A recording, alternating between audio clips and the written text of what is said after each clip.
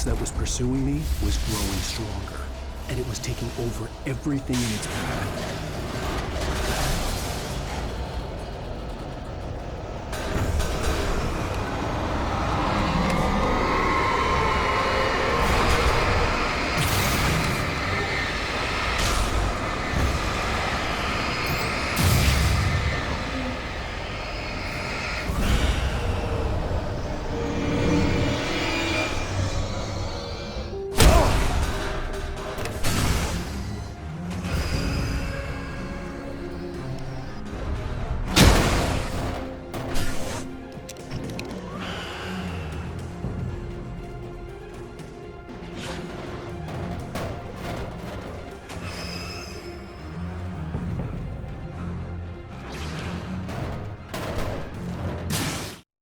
I slammed the door shut right in his smug face.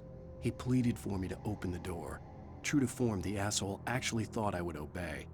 I had no sympathy left, no guilt either, not for him. I took a moment to savor the scream. I bet I had a smile on my face. It was all that I had time for. The dark presence was inside the lodge with me.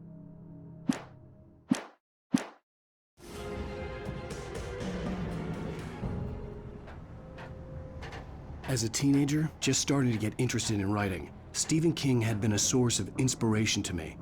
I thought about all the inanimate objects that had come to life in his books. No one is safe in a good horror story, certainly not the protagonist. That's what makes them fun. This was anything but. The darkness could possess anything, and it was getting closer.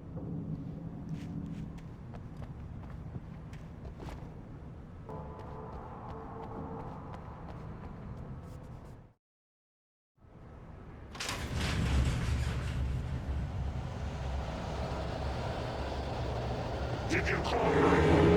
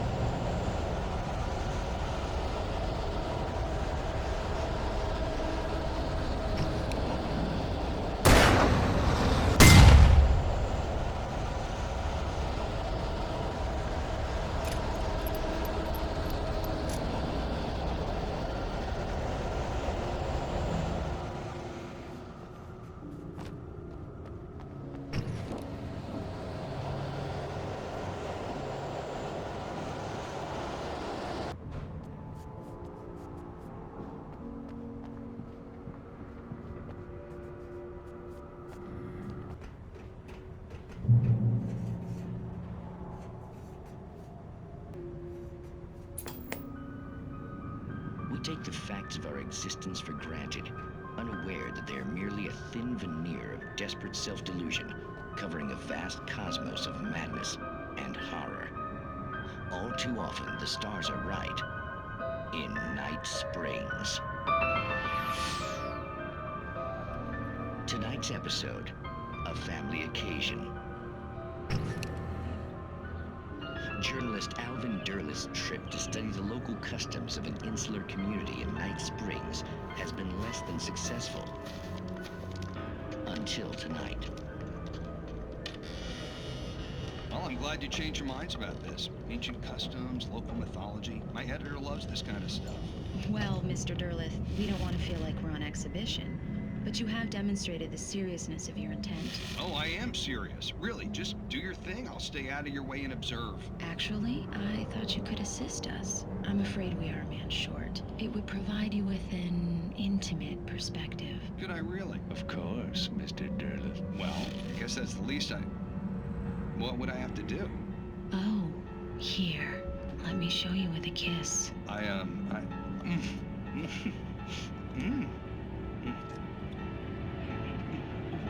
What did you...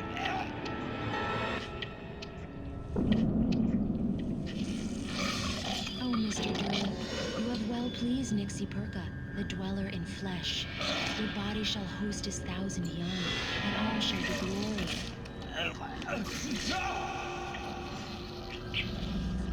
Shh, darling, be calm. Shh. Alvin Derleth learned a harsh lesson. If you go looking for mythology, it may come looking for you.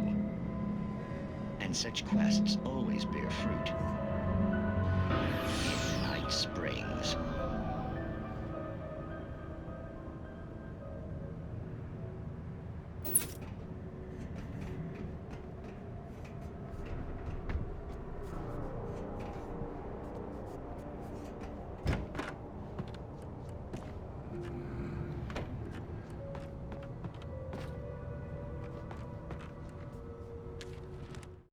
The darkness surged towards me, sucking everything loose from the ground into its depths, tugging at my clothes.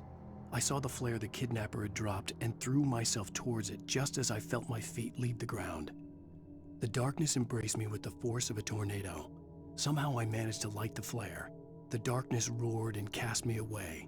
I fell toward the dark waters of the lake far below.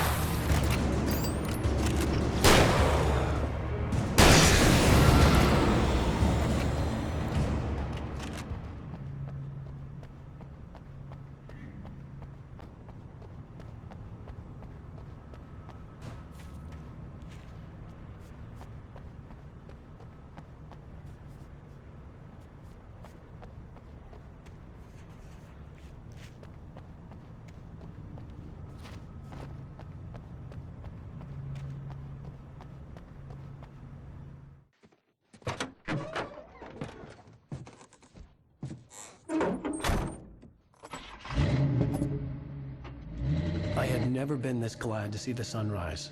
I had a couple of hours to get to the coal mine.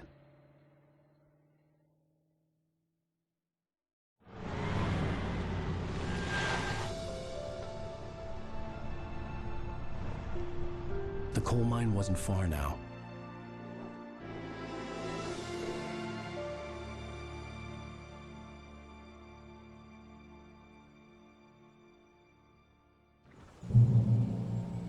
Today, I would meet the kidnapper, and he would give me Alice. I wouldn't give him any other choice. A drowning man will clutch at a straw.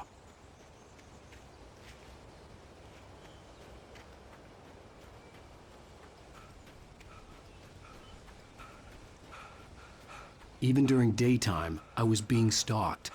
The bridge must have collapsed only moments after I'd crossed it.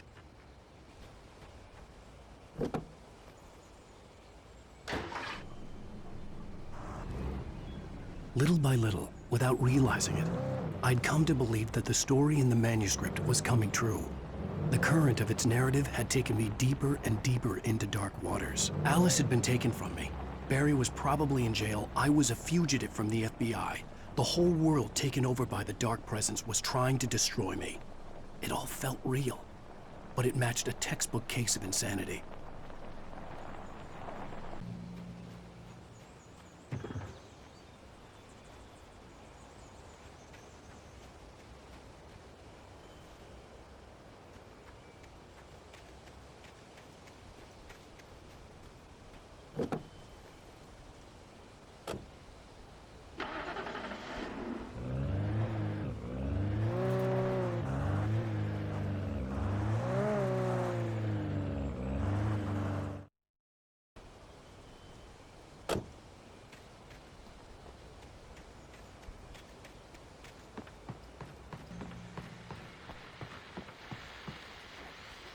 This is Pat Main, and you're listening to KBF-FM. Folks, I want to apologize for kind of abandoning you to that looping music track last night, but I was detained. You see, I encountered a big-shot G-man with an itchy trigger finger who could use a lesson in manners and a boot in the ass. Not necessarily in that order, either. Now, folks, I know I'm not being very informative here, and I apologize for that. I really should just keep quiet, but I'm just so peeved right now, because some people just shouldn't be carrying badges. I'm just glad that our Sheriff Breaker was there to straighten things out. And if someone I met last night is listening, let me just say, I'm sorry if my mouth got you in trouble. I'm pretty sure you're not the bad guy here. Godspeed, son. I hope you know what you're doing. Now, on a lighter note, I'll be talking to Dr. Nelson all morning. But first, a little music.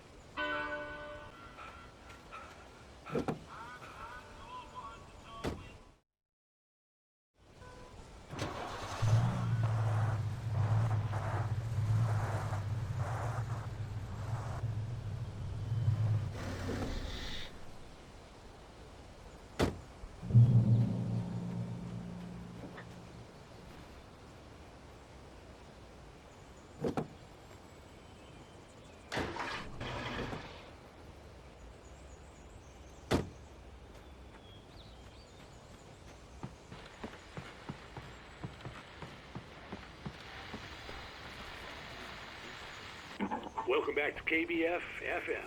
Hope you enjoyed that tune. Now, Doc, you were talking about life and finding that special someone, that soulmate. Well, you were talking about that. I was saying I don't buy it. Well, see, to me, that's strange, because I always pegged you as a hopeless romantic. You got me there, Pat. But I think love's where you look for it. And you need to do a lot of looking, sure. But the idea that there's that one special person out there for you, and if you miss that chance, it's gone forever, and you're forever incomplete. I mean, isn't that depressing? Or, heck, childish even? Hey, there's plenty of fish in the sea. And apparently a fisherman has a fishing analogy for everything, but what you're saying, isn't that a little harsh? Well, no. What I am saying is that your potential for finding that connection isn't limited to what's essentially a chance encounter. How is that harsh? Yeah, well, I guess that's a nice thought, but let me say something personal here. Okay. Now, well, I don't disagree with you exactly, but I can't really fit that together with what I feel, what I felt for someone, because she was the one. She was. And I let her drift away from me. Maybe I didn't put in the work, I don't know, but well, since then, and it was a long time ago, but since then, there hasn't been anyone, not like her. And I'm not saying I dwell on her or haven't moved on. I like my life. I'm not living in the past, but I do miss the way she completed me. You can't argue with the heart, Pat. I'm sorry, folks. I had kind of a scary experience last night, and let's just say it's shaken a few things loose.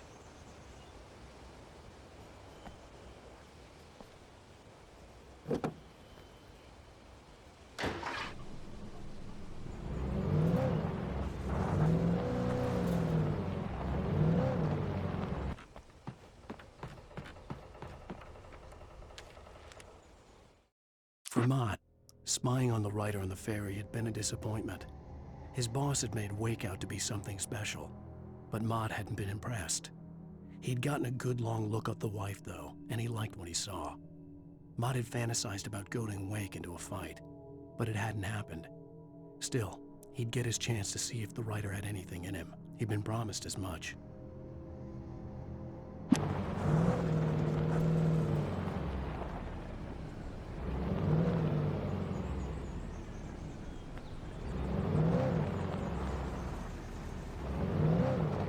I was early. I was supposed to meet the kidnapper at noon in the main building. The coal mine was quiet. It was a museum now.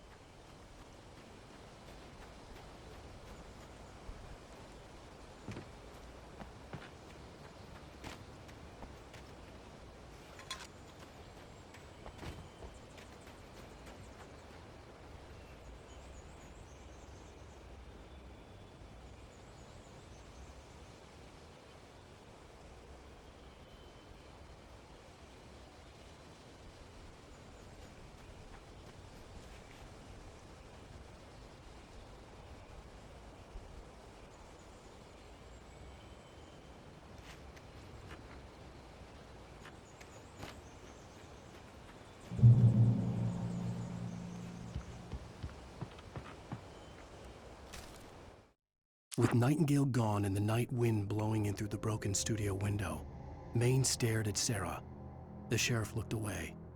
Maine's voice shook with barely controlled anger. That boy's doing more drinking than thinking.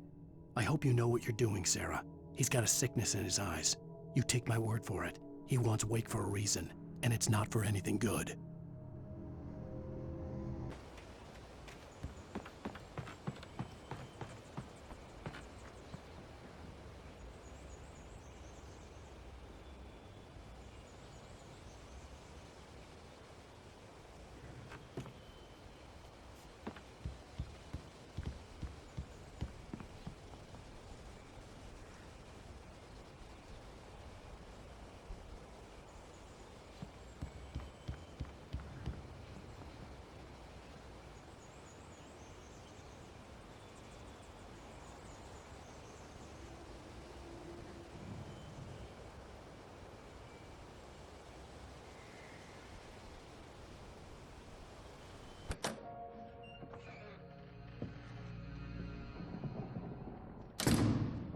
I didn't want to go outside.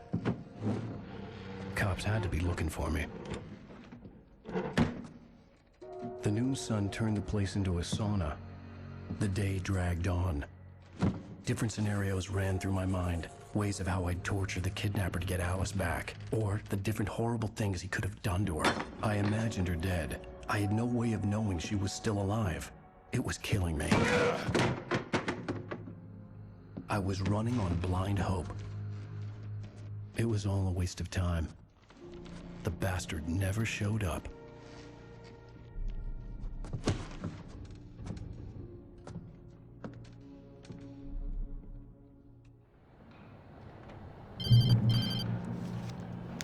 Wake!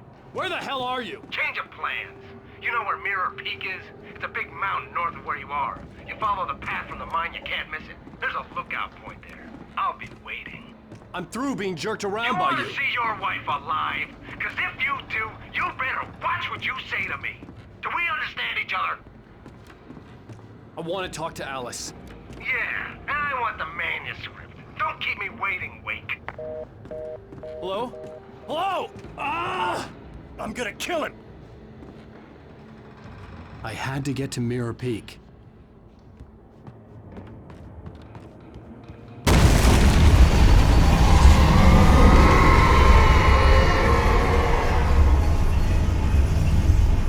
It was close, maybe closer than ever before.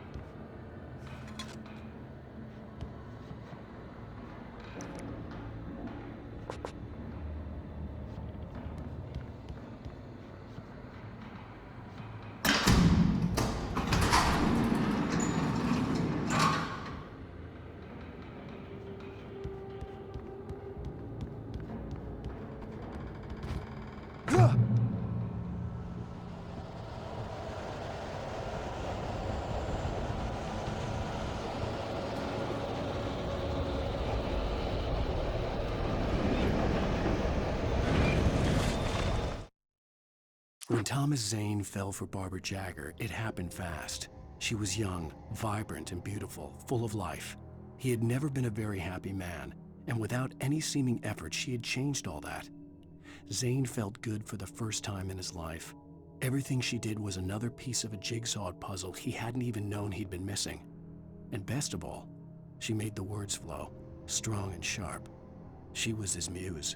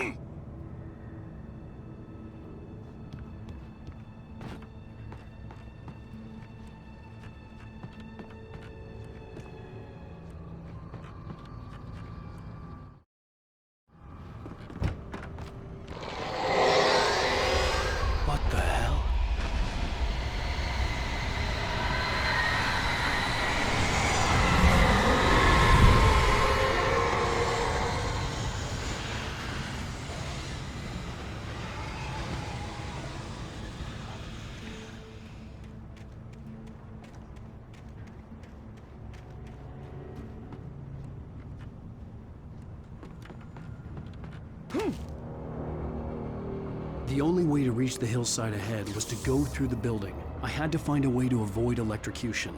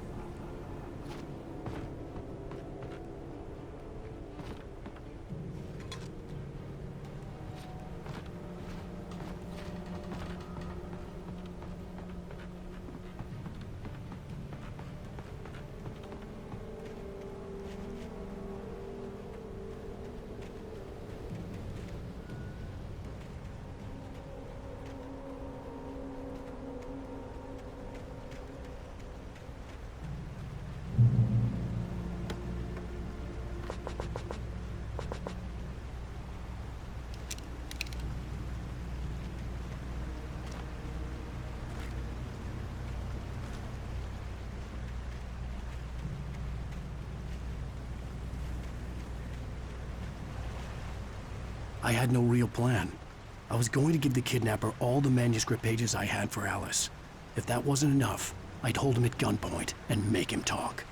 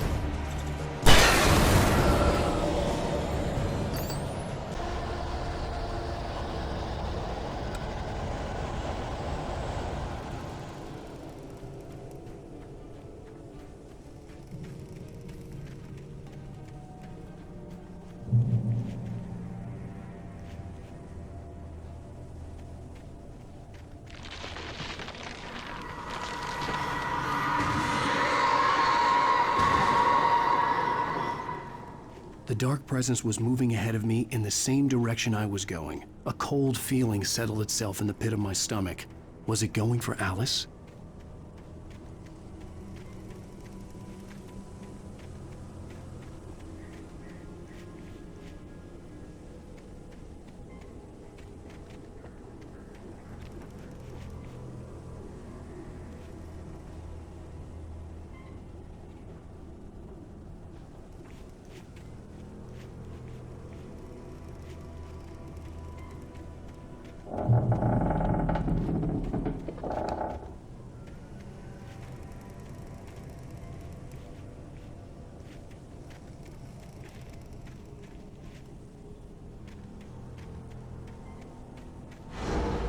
The graveyard shift may cause cancer.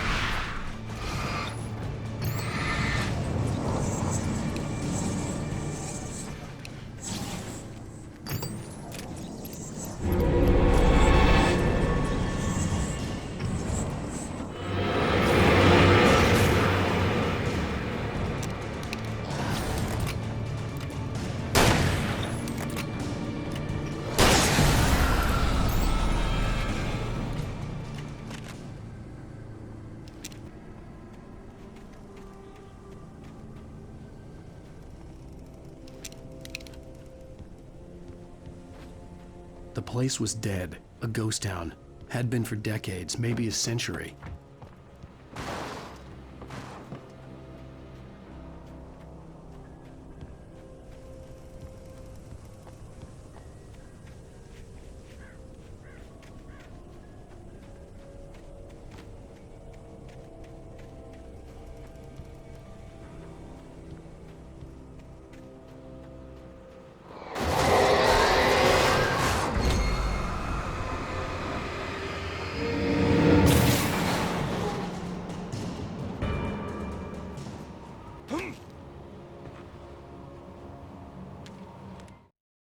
things were never as simple in real life as in fiction. I had lost count of the times I had wished there'd be a clear reason for my writer's block, something to fight, something to lash out on. There wasn't. I was filled with doubt. I was nothing like the hero in my books. Alex Casey had gone through his life with single-minded determination, never wavering from his goal. Even now, I was angry at myself, angry at Alice, angry at Barry. I was fumbling and I had no plan.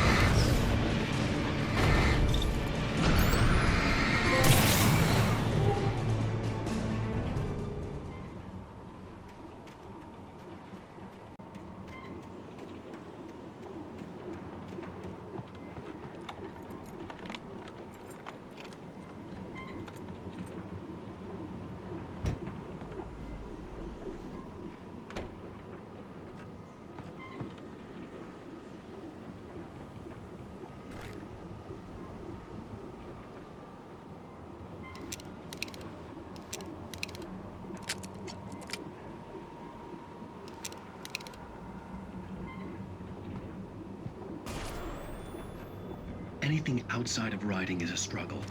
I feel ill. I managed to make my way downstairs.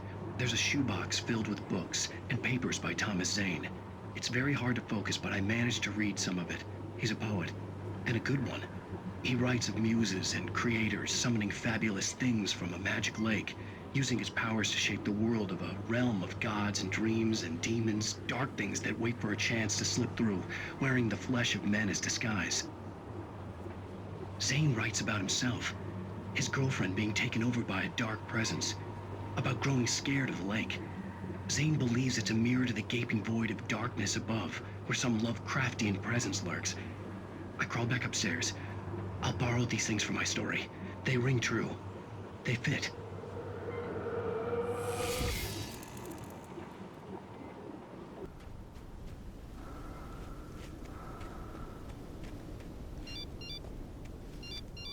The kidnapper had sent me a text. The message was full of spelling errors and insults. It was telling me to hurry up.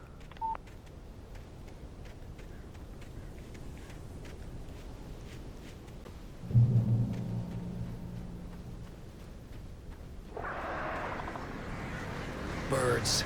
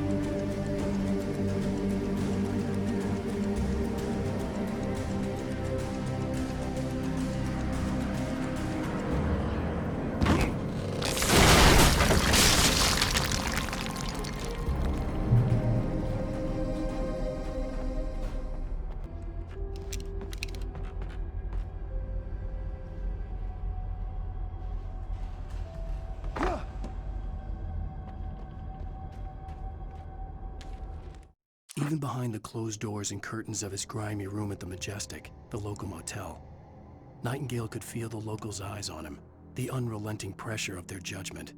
He forced it out of his mind. For all he knew, they could all be under Wake's spell already.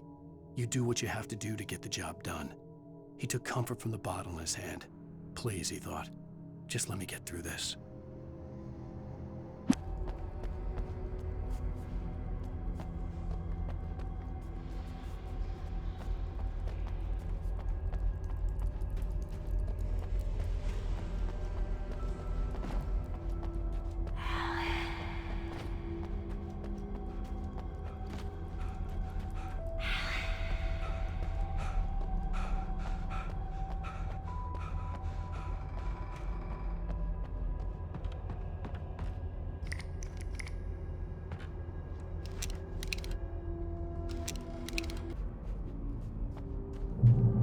I'd have to make my way up this mineshaft in order to go on. Maybe the machinery could help me with that.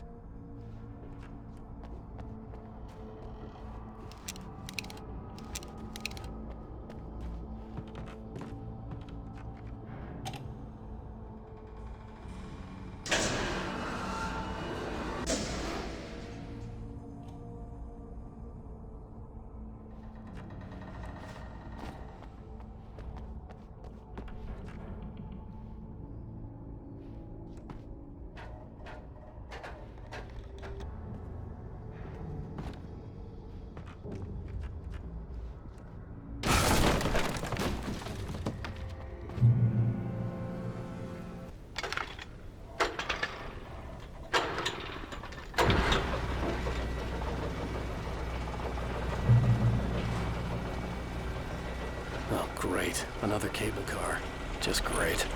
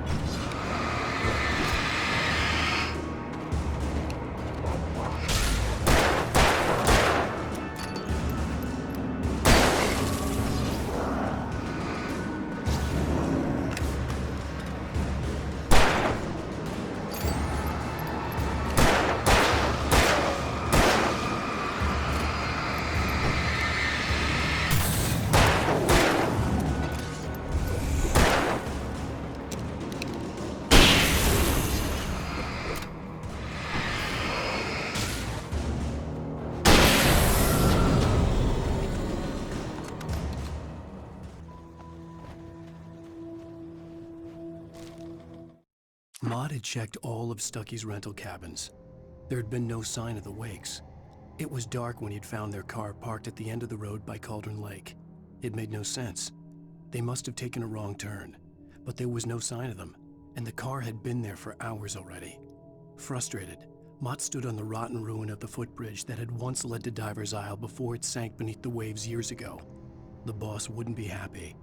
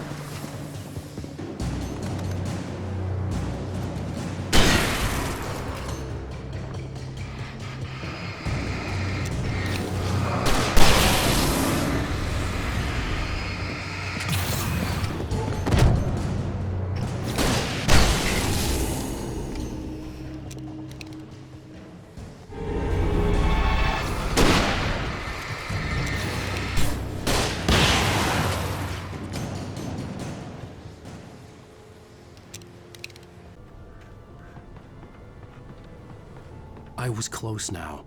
I had to get there fast. I dreaded what I would find. I tried to hold on to Alice, but her form melted away. I was losing control. Dr. Hartman stood in her place. I wanted to hit him, but my arms were jelly. He smiled. It was a reassuring smile, and I hated him for it. I had to give you a sedative. Don't fight it. You went through another rough period. Right now, it's very important that you stay calm. We don't want you to have another episode. You're a patient at my clinic. Have been for a while now.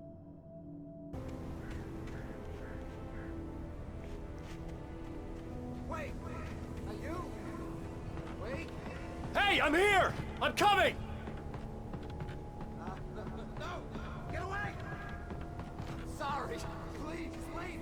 The boss didn't know who he was messing with. I didn't know. I swear, I didn't know. We don't have a wife. We don't know where she is. She's probably drowned.